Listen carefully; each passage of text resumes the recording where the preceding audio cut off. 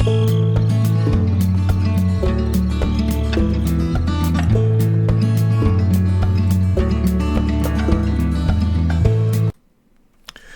Bushcraft family, back again. And today being Friday, Red Shirt Friday, remember everyone deployed. Always support them troops.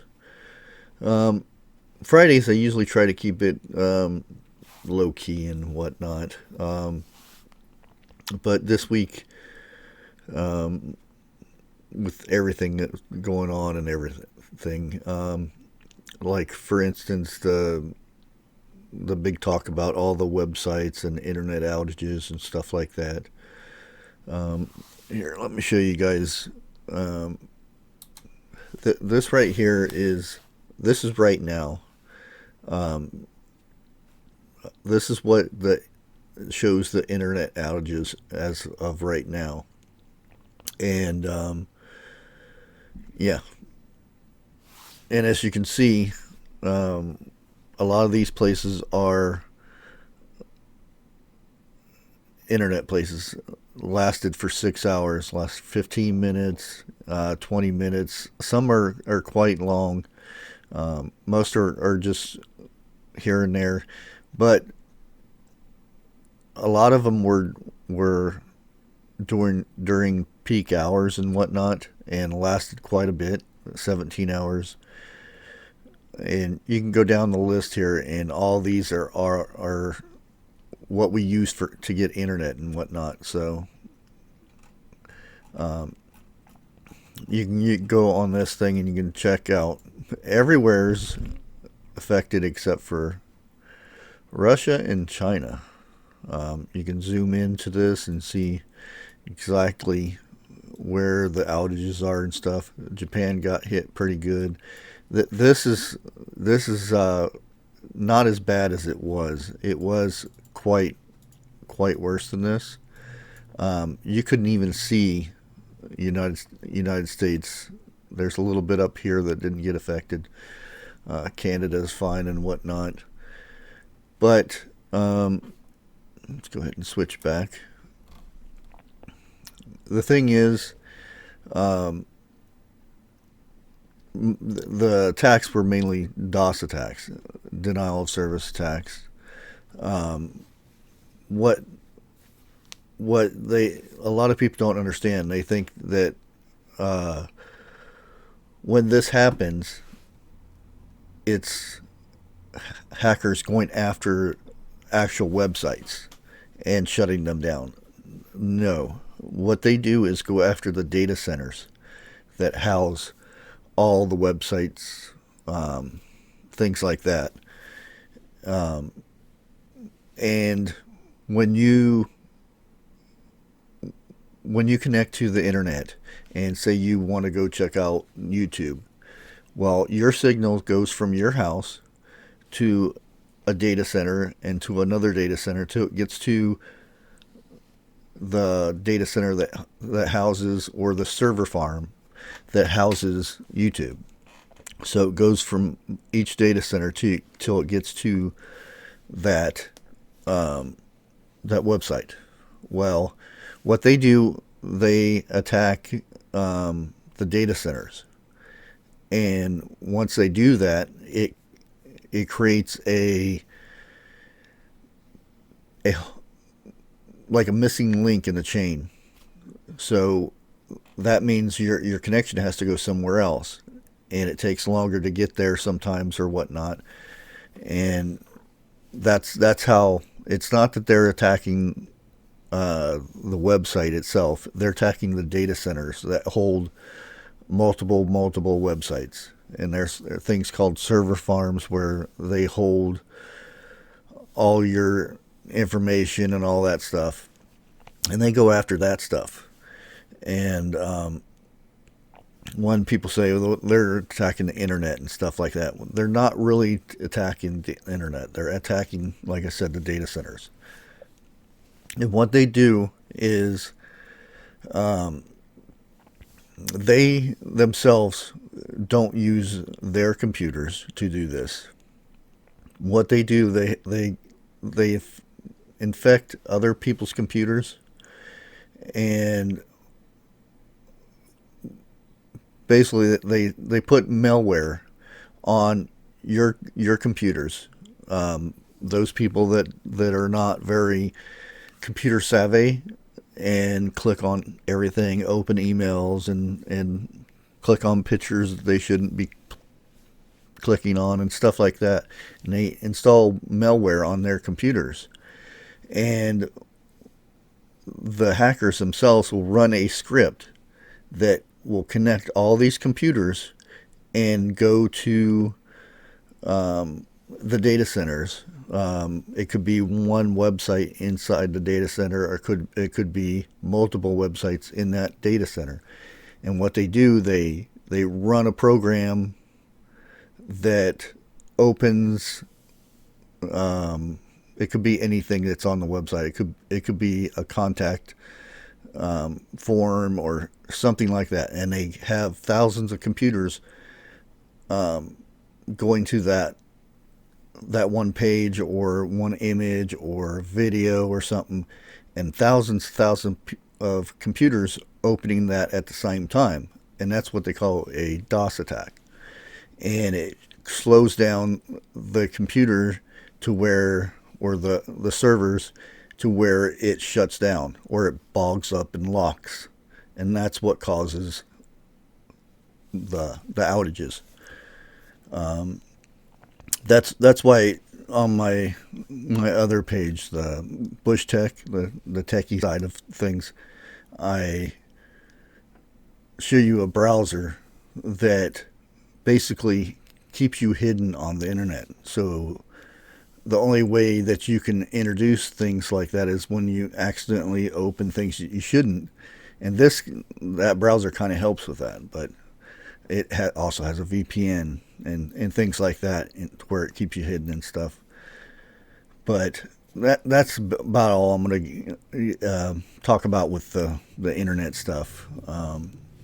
I usually try to keep that to my other little series that I do about internet issues and stuff like that. But one thing I was wanting to talk about this part is not so much the internet. It's about when they concentrate their numbers, their computers, and their resources to attacking our power grid or attacking the gas company or water supply and stuff like that. Not too long ago, where was it? Kansas City or St. Louis? One of those places dumped like 75 million gallons of wastewater into the river, a blue river, I think it was called. They said it was because of storms, power outages and stuff. The thing is, those water treatment places and things, they have backups on backups. So if the power goes out, they have a generator. If that generator goes out, they have another generator. The thing is, their generators never kicked on.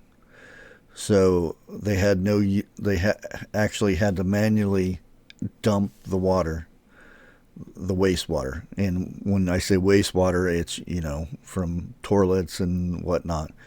So all that wastewater was dumped into the river, which goes downstream. So anybody downstream, that water is all contaminated. And it's just one thing to show you. They say it was the power. Dang bug! There's one little bug that just won't get away. They say one thing it was the power that shut down. Well, if that was the case, why didn't their generators kick in? Why didn't their second generators kick in? Stuff like that. But again, they say it wasn't. But if I was to do more digging in it, I bet you I could find out more details. But it's just one of those things that you can't it's not in your power to control. You can prepare for those things, and that's about as far as you can. Like I said, I give this information out for you to determine what to do with it. That being said, how long is it before they start playing with the power, which I already know that they have. Down in Texas, there's power stations that were attacked, DOS attacks with them, and shut down the power there. It's only a matter of time. So, what I'm trying to say is, how prepared are you for 2 weeks, 3 weeks, 4 weeks, 2 months without power? The thing is, I hear everybody talking about World War III and stuff like that, EMPs and stuff like that. The thing is, if another country was to attack us, they would attack us by our computers. They would shut down our communications, our electricity, our gas, things like that, and just sit back. Let nature do its thing, and then they would move in. Because, face it, foreigners coming on our soil, not to mention our military, but our people, what pew pews and things that we do have left would not be too good for them. So, what's the best way to do that is make those numbers dwindle. And that's why I think that would be the first step of somebody coming over to take us over. It's not going to be no mushroom clouds or anything like that. It's just going to be gradual internet going out, communications, things like that, your power, water. Because once the power goes out, soon after that, your water goes out. And that's the big thing. People can survive without electricity and heat and things like that. It's that water. The water is life. Then we go from there. One of my viewers is trying to not get too much information out, but they had gave me a few emails about distribution for a major grocery store, a chain that everybody usually has in their area. I'm trying not to give out too much information for this because I don't want the person to get in trouble, but they said I could, but I still don't want to. They said in the Northeast, a lot of stores are one truck or one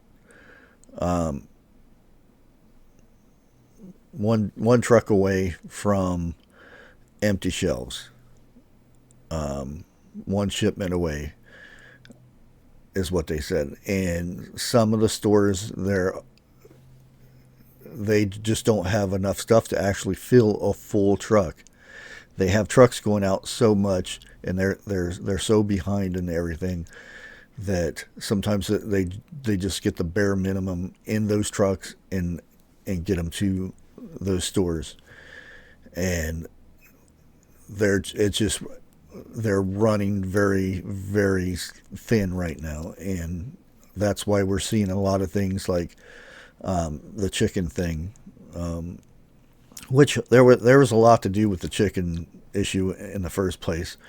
One time they said it was everybody's eating chicken sandwiches from fast food, and then they said it was a recall on the chicken. they recalled chicken that wasn't even there. But okay. But that's what I'm trying to get to is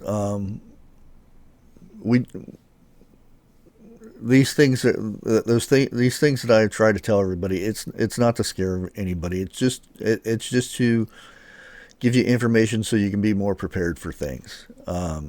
Like these things that can occur.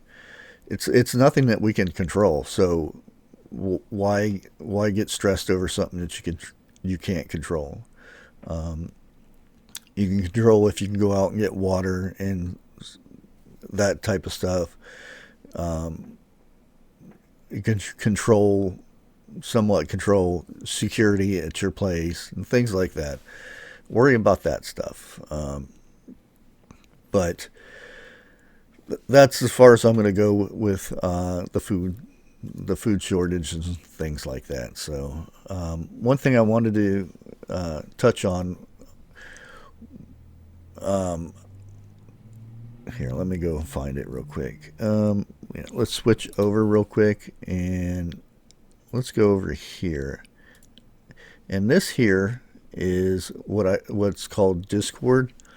It's a chat-based thing that people can join, and I'm going to go ahead and start opening this. And what it is a way for people to communicate with each other, a safe way, because right now you can basically say anything you want on this platform, and there's an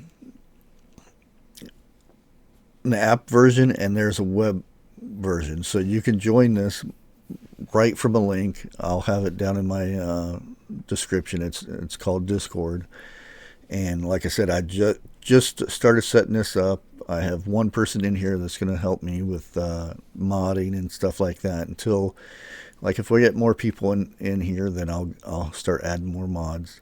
And what I'd like to do is get more members in here for the people who, like other YouTubers, do live streams and things like that, posting things,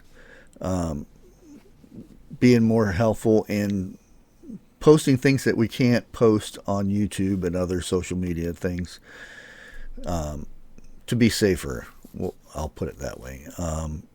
Like I said, I've got what I call a prepper's corner, and it has all this information down in here that you can go to, that if other people can post and get more information and stuff like that. I have for my YouTube members, I've got it where we can actually sit in there and have conversations. You can have voice chat, you can have video and stuff like that. Sorry about that. But I just wanted to show you guys that. There we go. Let's go ahead and switch back over to here, if I can remember how to do it. But anyways, guys, I wanted to let everybody know about that, and hopefully you can jump over and give it a try. But anyways, I want to thank everybody for watching. Please like, share, comment, and we'll catch you in the next video. God bless.